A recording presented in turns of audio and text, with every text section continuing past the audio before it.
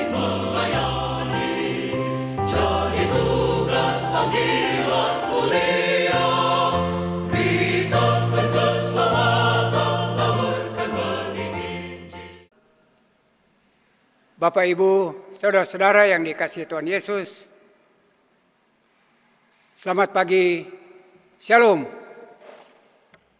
Berjumpa lagi kita dalam program Sabda Pagi Gemim Sion Winangun, edisi hari ini, Jumat 25 Agustus 2023. Sebelum kita memulaikan atau melaksanakan tugas kerja kita sepanjang hari ini, mari kita awali dengan mendengarkan sabda firman Tuhan.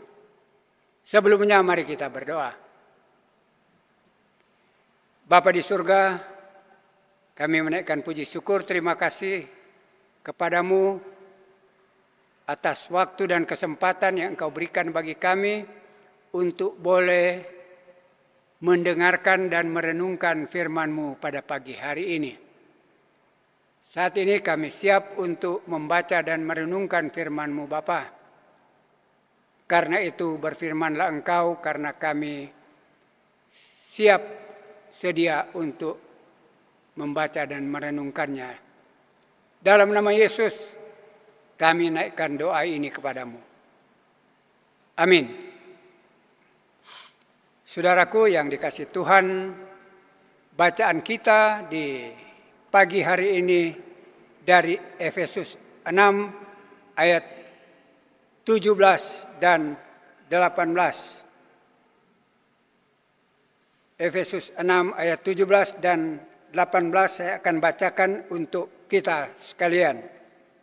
Dan terimalah ketopong keselamatan dan pedang roh, yaitu firman Allah, dalam segala doa dan permohonan. Berdoalah setiap waktu di dalam roh dan berjaga-jagalah di dalam doamu itu dengan permohonan yang tak putus-putusnya untuk segala orang kudus. Pembacaan Alkitab sampai di sana. Saudaraku, tema perenungan kita pada pagi hari ini adalah berdoalah setiap waktu. Saudara-saudara yang dikasihi dan diberkati Tuhan Yesus. Suatu waktu, seorang bapak lupa berdoa sebelum ke kantor. Biasanya sebelum mengendarai mobil, ia berdoa di kamar, meminta pertolongan Tuhan Yesus Kristus untuk keamanan dalam perjalanan dan kelancaran pekerjaan di kantor. Tetapi ia mulai berdoa waktu mengendarai mobilnya. Pertanyaannya, apakah ia berdoa dengan memejamkan mata sambil menundukkan kepala pada saat mengendarai mobil? Jawabannya tentu tidak. Karena kalau ia menutup mata dan menundukkan kepala saat mengendarai mobil, kemungkinan besar akan terjadi kecelakaan. Bapak ini berdoa sambil mengucap syukur dengan membuka mata. Praktik berdoa tidak selamanya harus menutup mata. Tetapi berdoa harus membuka mata dengan melihat realitas yang terjadi di sekitar kita. Saudara-saudara yang dikasihi dan diberkati Tuhan Yesus.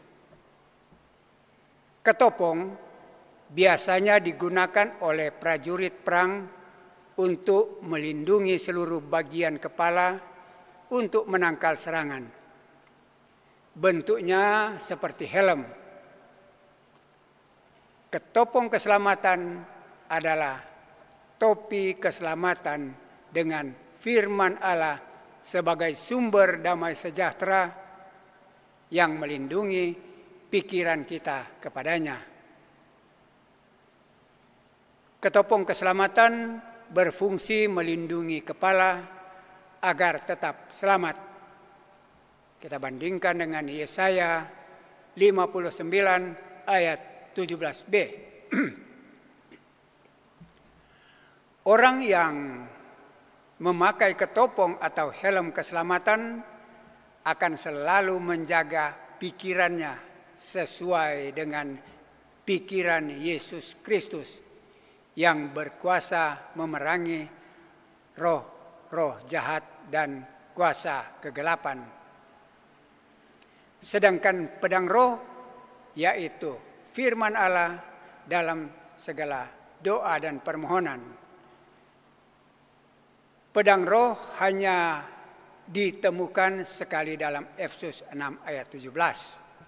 Merupakan bagian dari senjata rohani yang harus dikenakan oleh orang Kristen untuk melawan kejahatan dengan efektif. Pedang merupakan senjata yang dipakai untuk menyerang sekaligus untuk bertahan, untuk melindungi diri dari bahaya.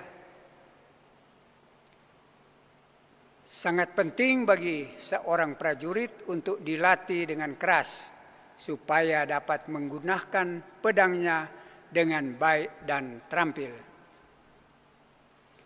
Saudara-saudara yang dikasihi dan diberkati Tuhan Yesus,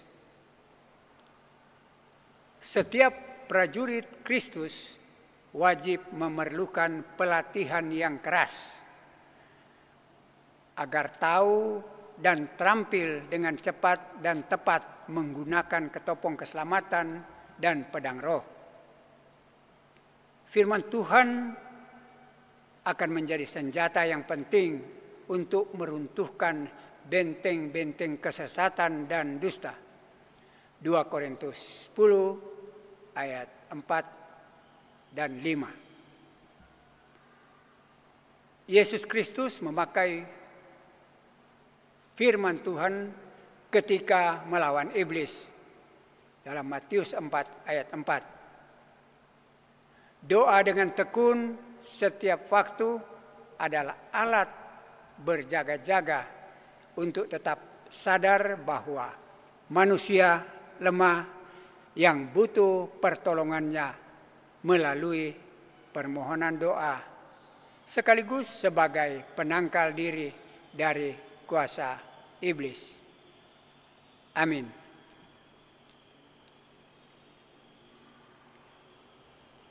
Mari kita berdoa. Ya Tuhan Allah, firman-Mu sudah kami dengar. Kami tidak mampu melawan kuasa iblis sendirian. Roh Kudus yang Engkau anugerahkan kepada murid-murid Yesus Kristus, kiranya tidak jemu-jemu menjaga kami untuk kuat dan berani mengalahkan kegelapan dari iblis. Ingatkan kami agar terus berdoa dan tidak sombong, tetapi rendah hati pada sesama di hadapan-Mu. Amin. Demikianlah sabda pagi untuk hari ini. Tuhan kiranya terus memberkati kita sekalian. Shalom.